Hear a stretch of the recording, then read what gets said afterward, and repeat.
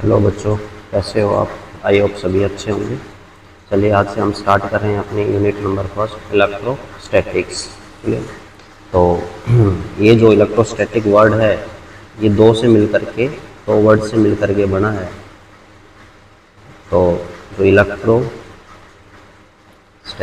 है बेटा, वो दो वर्ड से मिल करके बना है। किस किस से? एक तो इलेक्ट्रो प्लस स्टैटिक्स से। तो एक तो क्या है आपके पास? इलेक्ट्रोस्टैटिक्स। क्लियर है? तो इलेक्ट्रो का जो मतलब होता है वो क्या होता है बेटा? चार्ज होता है। क्या होता है? Charge.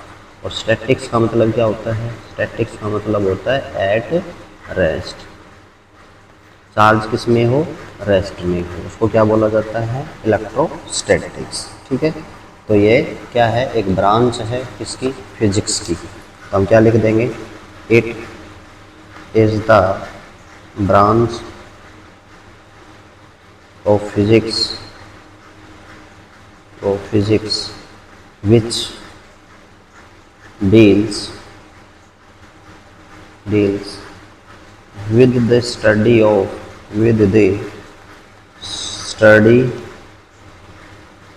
of charge at rest। एक ऐसी ब्रांच किसकी? फिजिक्स की, जिसमें हम क्या स्टडी करते हो बेटा? चार्ज एट रेस्ट के बारे में क्या करें? स्टडी करें।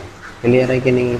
चलिए, तो नेक्स्ट टॉपिक इज क्या आ जाता है बेटा अपने पास? चार्ज आ जाता है। क्या आ जाता है अपने पास? चार्ज। ये चार्ज क्या होता है? ठीक है। तो चार्ज क्या है? क्या कोई बच्चा बता सकता है कि चार्ज क्या है? ठीक है। तो बेटा ये एक प्रकार की क्या है? एनर्जी। तो हम क्या लिख सकते हैं? एक एनर्जी है जो क्या करती है? या तो अट्रैक्ट करती है या रिपल्सन करती है। हम क्या लिख देंगे? It is energy causes by body by virtue of which it will show। क्या शो करे बेटा? अट्रैक्शन और क्या? रिपल्सन। क्या शो करे? अट्रैक्शन एंड रिपल्सन जो क्या करे? शो करे। ठीक है। तो हमारे पास बेटा जो चार्ज है, चार्ज वो कितने प्रकार का है?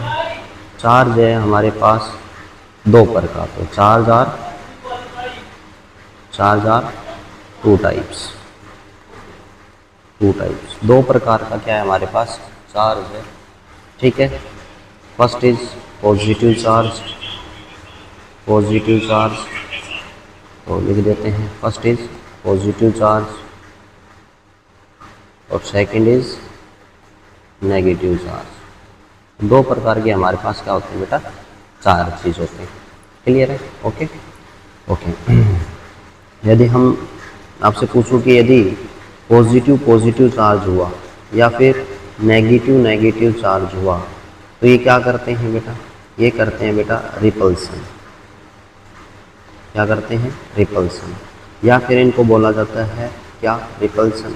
मतलब इनको क्या बोला जाएगा? रिपल्सन करेंगे। और इनको नाम से जाना जाता है क्या? लाइक चार्जेस के नाम से। लाइक चार्ज भी बोल सकते हैं। ठीक है, ये लाइक चार्जेस। तो लाइक चार्जेस क्या करते हैं? रिपल्सन शो करते हैं। ठीक है। यदि आपके पास हुआ पॉजिटिव नेगेटिव पॉजिटिव, क्लियर? तो ये कहलाते हैं हमारे क्या? Unlike charges. क्या कहलाते हैं ये अपने? Unlike charges. अनलाइक चार्ज का मतलब जानते हो क्या? Unlike charges. और अनलाइक चार्ज क्या करते हैं बेटा? क्या करते हैं बता सकते हो? कि ये करते हैं अट्रैक्ट। क्या करते हैं? अट्रैक्शन शो करते हैं। अट्रैक्शन। ठीक है। कि जैसे कि फॉर एग्जांपल के लिए अगर याद रखना हो, तो हमारे पास जो लाइक चार्जेस होते हैं, मतलब ये भी कोई भाई है, मतलब दोनों सगे भाई हैं, भाई हैं दोनों। तो ये क्या करेंगे? दोनों के दोनों रिपल्सन करते हैं। कभी भी एक दूसरे के साथ, दो भाई हैं, ये कभी भी एक दूसरे के साथ खेलने के लिए ग्राउंड वगैरह में नहीं जाते हैं ना, दूसरे वाले पड़ोसी को साथ लेके जाते हैं। क्लियर है? तो मतलब ये क्या है, एक घर का लड़का है, ये दूसरे घर का लड़का है, ठीक है। तो ये क्या हो गए, अनलाइक चार्जेस हो गए। तो इस तरीके से आप क्या रख सकते हो, इनको ध्यान रख सकते हो। Clear, okay. आगे चलते हैं और एग्जाम्पल ले लेते हैं हम कुछ। जैसे कि आपके पास कोई ग्लास रोड है, क्या है, ग्लास रोड है। एक तो है ग्लास रोड, दूसरा क्या है, सिल्क क्लॉथ, ठीक है। ये क्या है आपके पास, सिल्क क्लॉथ, ठीक है।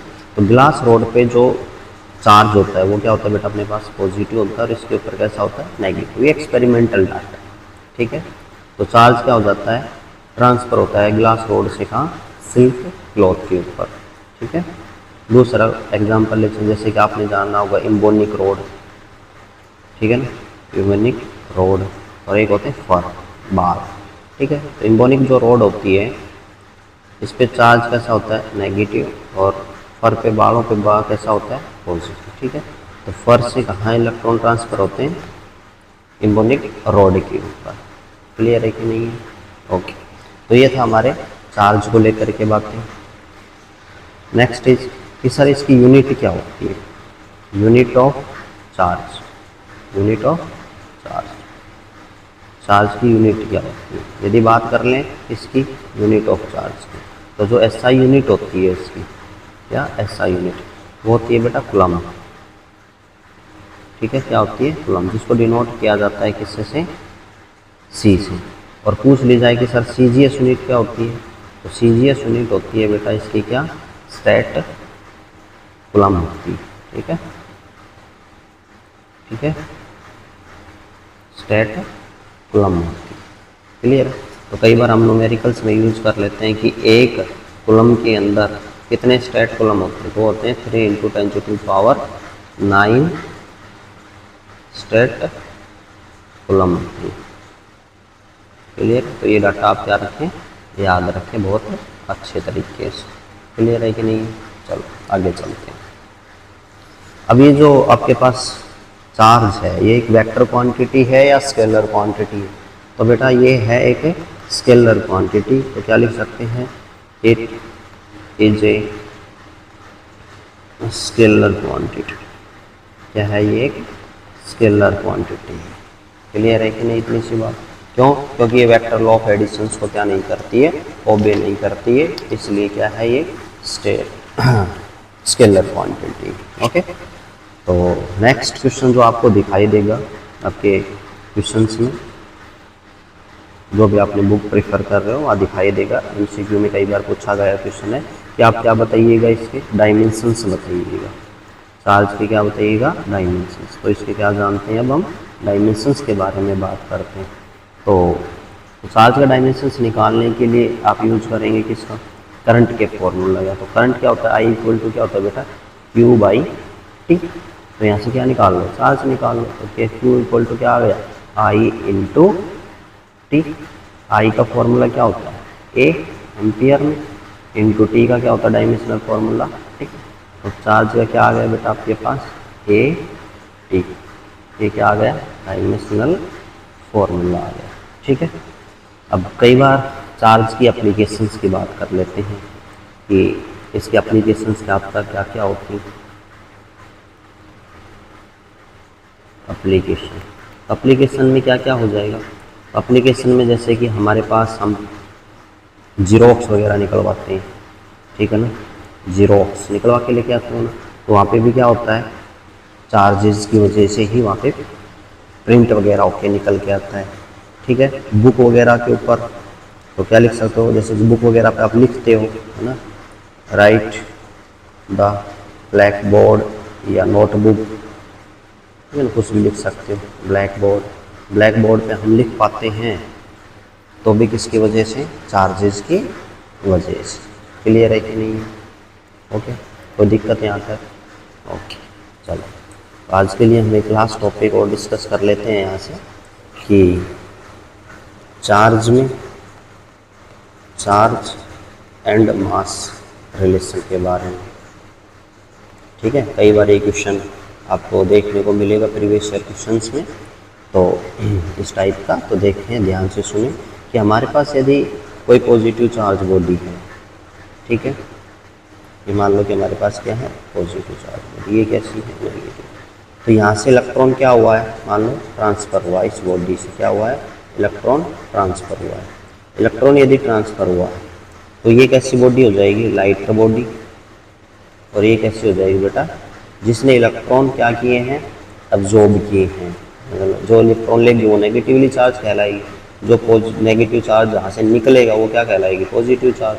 तो जो जिसने इलेक्ट्रॉन अब्जॉर्ब किए वो बॉडी कैसी हो जाएगी, हैवियर बॉडी हो जाएगी, हैवियर। क्यों हो जाएगी कि because sir charge of electron क्या होते हैं हमारे पास, चार्ज ऑफ इलेक्ट्रॉन कितना होता है, माइनस का 1.6 इंटू 10⁻² -19 कूलम होता है।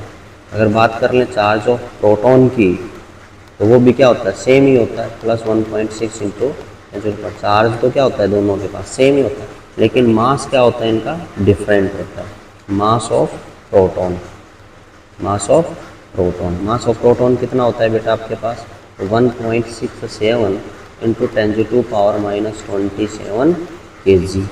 और बात कर लें कि मास ऑफ इलेक्ट्रॉन कितना होता है, वो होता है आपके पास कितना, 9.1 इंटू 10⁻31 kg।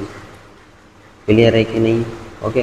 तो आपको पता है कि -27 क्या होता है, बड़ा होता है किससे, -31 से। तो जब कोई चार्ज पार्टिकल निकल के जाएगा, इलेक्ट्रॉन जाएगा, तो अपना मास भी क्या लेके जाता है, साथ लेके जाएगा ऑब्वियसली। तो जहाँ इलेक्ट्रॉन जाएगा, जिस बॉडी के पास जाएगा, वो बॉडी क्या हो जाएगी, हैवियर। और जहाँ से निकल के जाएगा वो बॉडी क्या हो जाएगी, lighter. Clear, okay, thank you so much.